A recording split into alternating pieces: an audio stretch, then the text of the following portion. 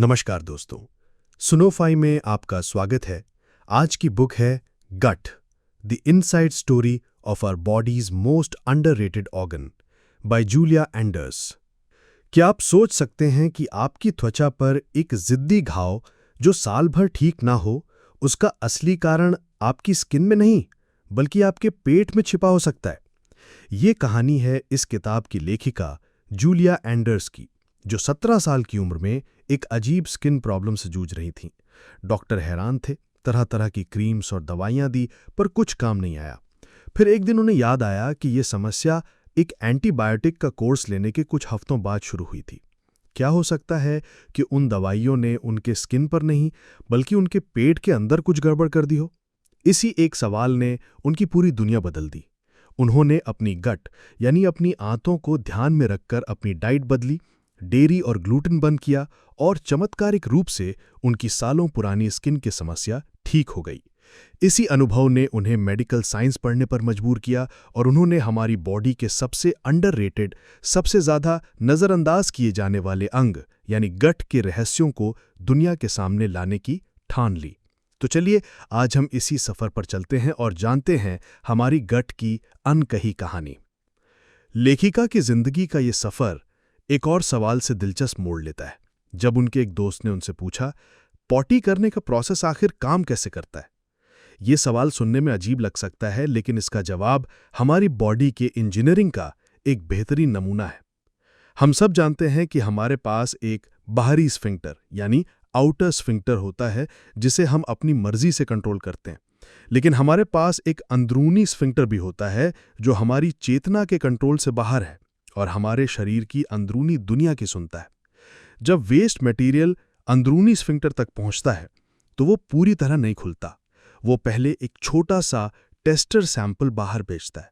दोनों स्फिंक्टर्स के बीच मौजूद सेंसर सेल्स इस सैंपल को एनालाइज करते हैं कि ये सॉलिड है या गैस। ये जानकारी तुरंत दिमाग तक पहुंचती है। फिर हमारा दिमाग अपने आसपास के माहौल को देखता है, क्या हम घर पर हैं, ऑफिस में हैं या किसी पार्टी में हैं, और तय करता है कि टॉयलेट जाने के लिए समय सही है या नहीं। अगर माहौल सही नहीं है तो बाहरी स्फिंक्टर कसकर बंद हो जाता है और उस टेस्टर को वापस इंतजार करने के लिए भेज दिया जाता है। ये दोनों स्फिंक्टर्स के बीच में एक शानदार टीम वर्क है, जो हर रोज बिना हमारी जानकारी के होता रहता है। ये हमें एक और जरूरी सवाल पर लाता है कि क्या हम टॉयलेट पर सही तरीके से बैठते हैं? इजरायली डॉक्टर डॉफ सिकिरोव ने एक स्टडी में 28 लोगों को 3 अलग अलग पोजीशन में पॉटी करने को कहा। सामान्य वेस्टर्न टॉयलेट पर बैठकर, थोड़े नीचे टॉयलेट पर बैठकर और जमीन पर उकड़ू बैठकर यानी कि स्क्वाटिंग करके। उन्होंने पाया कि जब लोग उकड़ू बैठकर पॉटी करते हैं तो उन्हें सिर्फ 50 सेकंड लगते हैं और पूरी तरह पेट साफ होने का एहसास होता है। वहीं वेस्टर्न टॉयलेट सीट पर बैठकर यह समय 130 सेकंड हो जाता है और पेट पूरी तरह साफ महसूस भी नहीं होता। जापानी रिसर्चर्स ने तो लोगों को चमकदार पदार्थ खिलाकर एक्सरे में भी यह साबित किया है। ऐसा इसलिए क्योंकि जब हम बैठते हैं तो हमारे आंत में एक मोड़ आ जाता है, यानी कि किंक आ जाता है, जो रास्ता रोक लेता है। जबकि उकड़ू बैठने से ये रास्ता सीधा हो जाता है और वेस्ट आसानी से बाहर निकल जाता है। दुनिया की 1.2 बिलियन आबादी जो आज भी उकड़ू बैठती है, उनमें बवासीर और डायवर्टिक्युलाइटिस जैसी बीमारियां लगभग ना के बराबर हैं। इसका ये मतलब नहीं कि आप अपनी टॉयलेट सीट तोड़ दें, बस आगे की तरफ थोड़ा झुककर अपने पैरों के नीचे एक छोटा स्टूल रख लें। इससे आपकी पोजीशन सही हो जाएगी। तो ये तो हुई गट के आखिरी छोर की बात, लेकिन जहां से ये सफर शुरू होता है यानी हमारा मुंह, वहां भी कम रहस्य नहीं छिपे हैं।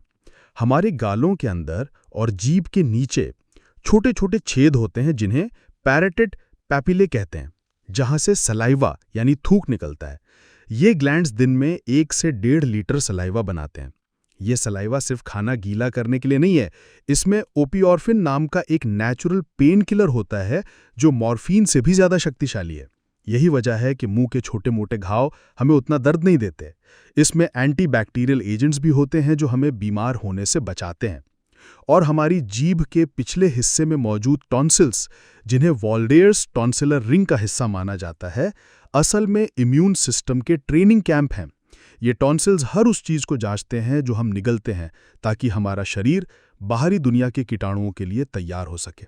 कभी-कभी इन टॉन्सिल्स की दरार में सफ़ेद पत्थर जमा हो जाते हैं, जो सांसों की बदबू का कारण बनते हैं। मुंह से शुरू होकर ये रास्ता एक जटिल बनावट वाले अंग तक जाता है। बाहर से देखने पर हमारी गट यानी कि पूरी पाचन नली एक बेतरतीब ट्यूब जैसी लगती है, लेकिन जब हम इसे करीब से देखते हैं तो इसकी खूबसूरती हैरान कर देती है। भोजन नली यानी इसोफेगस पेट के बीच में नहीं बल्कि साइड में एक खास एंगल पर खुलती है, ताकि जब हम हंसें या खांसें तो पेट का दबाव खाने को वापस ऊपर न धकेले। हमारा पेट जितना हम सोचते हैं उससे कहीं ऊपर बाईं निप्पल के ठीक नीचे से शुरू होता है।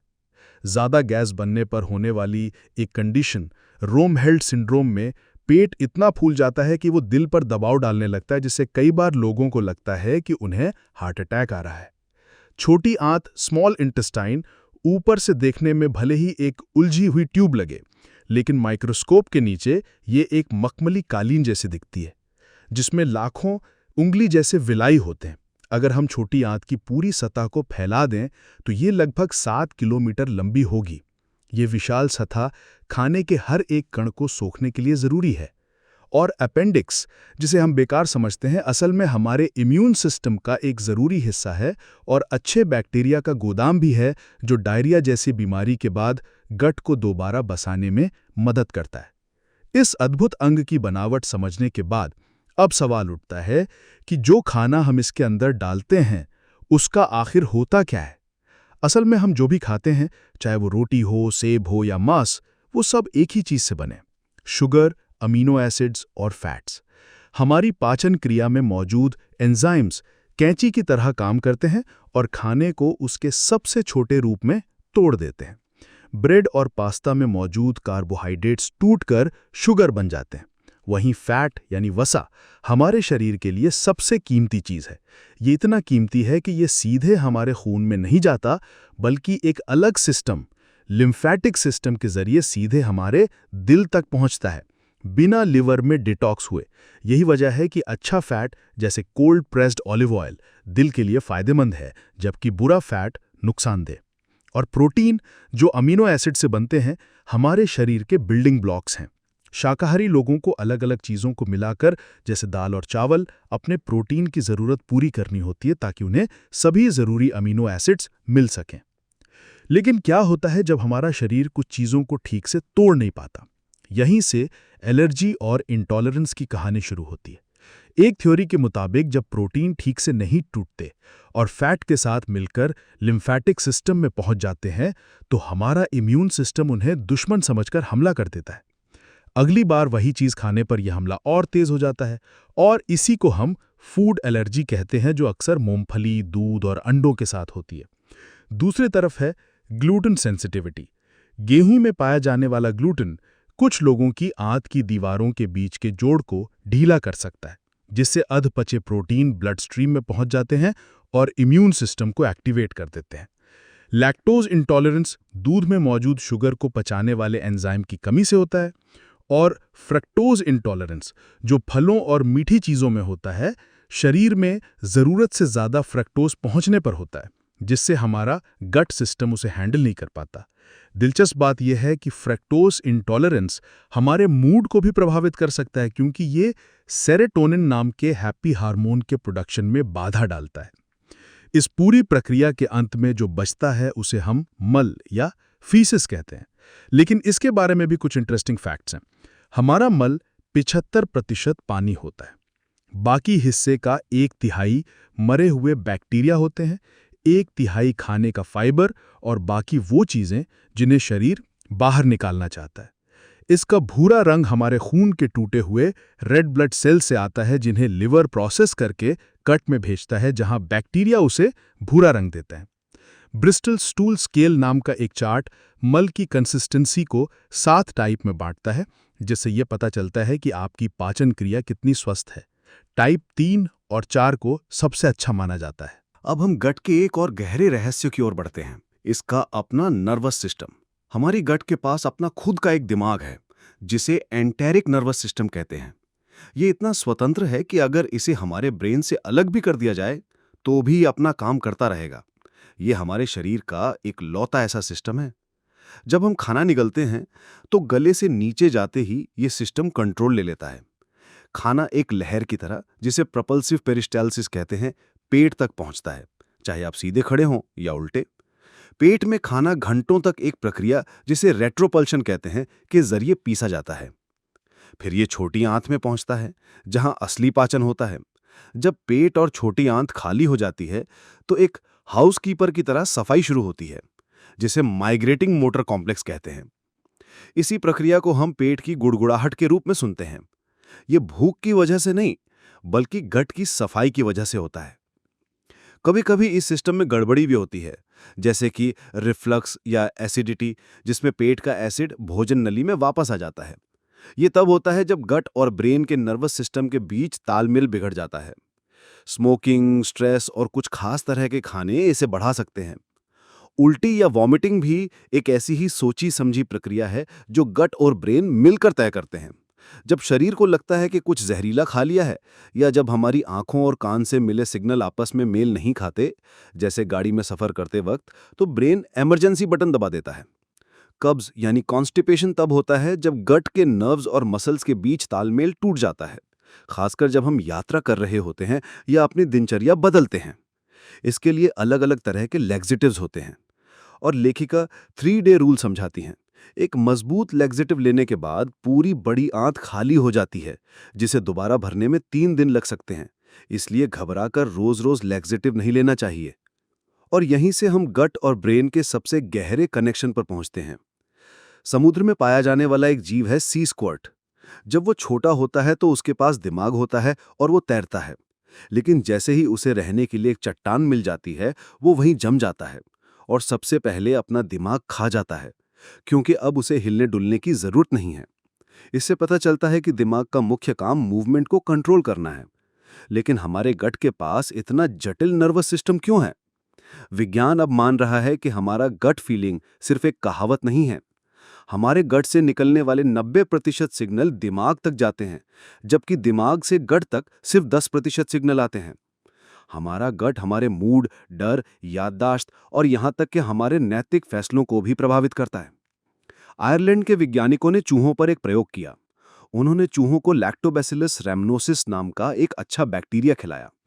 नतीजे हैरान करने वाले थे। उन चूहों का व्यवहार बदल गया। वो कम तनावग्रस्त और ज्यादा साहसी हो गए। इससे पता चला कि गट में मौजूद बैक्टीरिया सीधे हमारे ब्रेन केमिस्ट्री को बदल सकते हैं। स्ट्रेस और डिप्रेशन का भी गट से गहरा नाता है। जब हम तनाव में होते हैं तो ब्रेन गट से एनर्जी उधार लेता है, जिससे पाचन धीमा हो जाता है। लंबे समय तक ऐसा होने पर गट परेशान होकर ब्रेन को नेगेटिव सिग्नल भेजने लगता है, जिससे हम और ज्यादा चिंतित या उदास महसूस कर सकते हैं। ये हमें गट की दुनिया के सबसे छोटे और सबसे शक्तिशाली निवासियों तक ले जाता है, माइक्रोब्स। हम असल में एक चलता फिरता इकोसिस्टम है। हमारे शरीर में जितने इंसानी सेल्स हैं, उससे 10 गुना ज्यादा माइक्रोबियल सेल्स हैं। इनमें से 99% हमारी गट में ही रहते हैं। हमारे शरीर में 1000 से ज्यादा प्रजातियों के बैक्टीरिया, वायरस और फंगी रहते हैं। हमारा इम्यून सिस्टम, जिसका 80% हिस्सा गट में ही होता है, इन बैक्टीरिया के साथ मिलकर काम करना सीखता है। ये बैक्टीरिया ही हमारे इम्यून सिस्टम को सिखाते हैं कि किस पर हमला करना है और किसे दोस्त समझना है। हमारे गट फ्लोरा का विकास जन्म के साथ ही शुरू हो जाता है। जो बच्चे नॉर्मल डिलीवरी से पैदा होते हैं, वो अपनी माँ के वजाइनल फ्लोरा से अपना पहला माइक्रोबियल गिफ्ट पाते हैं, जो उन्हें जिंदगी भर के लिए एक मजबूत इम्यून सिस्टम देता है। जबकि सिजेरियन से पैदा हुए बच्चों को ये शुरुआती सुरक्षा नहीं मिलती, जिससे उनमें एलर्जी और अस्थमा का खतरा बढ़ जाता है। माँ का दूध भी सिर्फ पोषण नहीं देता, उसमें ऐसे प्रीबायोटिक्स होते हैं जो सिर्फ अच्छे बैक्टीरिया को ही भोजन देते हैं, ताकि बच्चे का गट मजबूत बने। लगभग 3 साल की उम्र तक हमारा गट फ्लोरा एक अडल्ट की तरह स्थिर हो जाता है और ये जिंदगी भर हमारे साथ रहता है। वैज्ञानिकों ने पाया है कि पूरी दुनिया के इंसानों को उनके गट में मौजूद बैक्टीरिया के आधार पर 3 मुख्य एंटेरोटाइप्स में बांटा जा सकता है: बैक्टीरियाइड्स, प्रेवेटेला और रुमिनोकॉकस। हर टाइप का बैक्टीरिया अलग तरह का खाना पसंद करता है और अलग तरह के विटामिन्स भी बनाता है, जो हमारे वजन से लेकर हमारी त्वचा तक को प्रभावित कर सकता है। ये बैक्टीरिया हमारी सेहत में एक बहुत बड़ी भूमिका निभाते हैं। कुछ चबी बैक्टीरिया हमारे खाने से ज्यादा कैलोरी निकालकर हमें मोटा बना सकते हैं। कुछ बैक्टीरिया हमारे शरीर में हल्की सूजन पैदा कर सकते हैं, जो मोटापे और डायबिटीज से जुड़ी है। और एक बहुत ही दिलचस्प थ्योरी ये है कि ये बैक्टीरिया हमारे दिमाग को सिग्नल भेजकर हमें खास तरह का खाना खाने के लिए उकसा सकते हैं। यानी आपकी चॉकलेट की क्रेविंग शायद आपकी नहीं, आपके गट बैक्टीरिया की हो। यही बैक्टीरिया कोलेस्ट्रॉल को भी कंट्रोल करते हैं। अफ्रीका की मसाई जनजाति पर हुई एक स्टडी में पाया गया कि वो बहुत ज़्यादा मांस और दूध पीने के बावजूद स्वस्थ थे और उनका कोलेस्ट्रॉल कम था, जिसका एक कारण उनके दूध में मौजूद खास बैक्टीरिया हो सकते हैं। लेकिन गट की दुनिया में सिर्फ अच्छे ही नहीं, बुरे लोग भी होते हैं। सैल्मोनेला जैसे बैक्टीरिया हमें बीमार करते हैं। ये अक्सर अधपके मांस या अंडों से आते हैं। एक और दिलचस्प बैक्टीरिया है हेलिकोबैक्टर पाइलोरी, जो दुनिया की आधी आबादी के पेट में रहता है। इसकी खोज करने वाले वैज्ञानिक बैरी मार्शल और रॉबिन वॉरेन को नोबेल पुरस्कार मिला। ये पेट में अल्सर और कैंसर का कारण बन सकता है, लेकिन साथ ही ये हमें अस्थमा और कुछ एलर्जी से भी बचाता है। यानी ये अच्छा भी है और बुरा भी। और टॉक्सोप्लाज्मा गोंडी नाम का एक पैरासाइट है जो बिल्लियों की आंतों से आता है और इंसानों को संक्रमित कर सकता है। चूहों पर हुए प्रयोगों से पता चला कि ये पैरासाइट चूहों के दिमाग को ऐसे बदल देता है कि वो बिल्लियों से डरना बंद कर देते हैं, ताकि बिल्ली उन्हें आसानी से खा सके और पैरासाइट वापस अपने मुख्य होश तक पहुंच सके। इंसानों में भी ये पैरासाइट हमारे व्यवहार को प्रभावित करके हमें ज्यादा लापरवाह और जोखिम लेने वाला बना सकता है। तो इन अच्छे और बुरे माइक्रोब्स के बीच संतुलन कैसे बनाए रखें? जवाब है सही तरह की सफाई और सही खाना। जरूरत से ज्यादा सफाई और डिसइंफेक्टेंट्स का इस्तेमाल अच्छे बैक्टीरिया को भी मार देता है, जिससे एलर्जी का खतरा बढ़ जाता है। स्मार्ट हाइजीन का मतलब है सिर्फ तब सफाई करना जब जरूरी हो, जैसे बीमार होने पर या कच्चा मांस संभालने के बाद। एंटीबायोटिक्स जब जरूरी हो तो जान बचाते हैं, लेकिन वो अच्छे और बुरे सभी बैक्टीरिया को मार देते हैं, जिससे हमारा गट फ्लोरा कमजोर हो सकता है। इसलिए एंटीबायोटिक्स तभी लें जब डॉक्टर कहे। इसका सबसे अच्छा समाधान है प्रोबायोटिक्स और प्रीबायोटिक्स। प्रोबायोटिक्स जीवित अच्छे बैक्टीरिया होते हैं जो हमें दही, योगर्ट और कुछ दवाइयों से मिलते हैं। ये हमारी गट की दीवारों को मजबूत करते हैं, बुरे बैक्टीरिया से लड़ते हैं और इम्यून सिस्टम को ट्रेन करते हैं। वहीं प्रीबायोटिक्स वो खाना है जो सिर्फ हमारे अच्छे बैक्टीरिया ही खा सकते हैं। ये एक तरह का फाइबर होता है जो प्याज, लहसुन, केले, शतावर और ठंडे किए हुए आलू या राइस में, जिसे रेजिस्टेंट स्टार्च कहते हैं, में पाया जाता है। जब हम प्रीबायोटिक्स खाते हैं तो हम अपने गट के अच्छे दोस्तों को दावत दे रहे होते हैं, ताकि वो फले फूले और हमें स्वस्थ रखें। अंत में लेखिका हमें एक बहुत ही प्यारी और सदियों पुरानी आदत की ओर ले जाती हैं। फर्मेंटेड फूड्स या खमीर उठाकर बनाया हुआ भोजन। हजारों सालों से इंसान बैक्टीरिया की मदद से खाने को पचाने में आसान और ज्यादा पौष्टिक बनाता आया है, जैसे कि दही, अचार या घर पर बनी कांजी। जब हम खट्टे स्वाद वाली चीजें खाने की इच्छा महसूस करते हैं तो असल में हमारा शरीर अच्छे माइक्रोब्स की मांग कर रहा होता है। आप घर पर भी आसानी से सब्जियों को फर्मेंट करके सेहतमंद और स्वादिष्ट सावरक्राउट बना सकते हैं। तो इस किताब का सार यह है कि आपकी गट सिर्फ एक पाचन तंत्र नहीं है, बल्कि आपका दूसरा दिमाग है, जो आपकी भावनाओं, सेहत और यहाँ तक कि आपके फैसलों को भी नियंत्रित करता है। अपने गट फीलिंग को सुनिए, अपने अंदर के माइक्रोबियल बगीचे का ख्याल रखिए, क्योंकि एक स्वस्थ गट ही एक स्वस्थ मन और शरीर की नींव है। उम्मीद है आपको ये किताब पसंद आई होगी। अगर कुछ नया सीखा तो इस वीडियो को लाइक करें और भविष्य में ऐसी ही खास चुनी हुई बुक समरीज पाने के लिए सब्सक्राइब करें।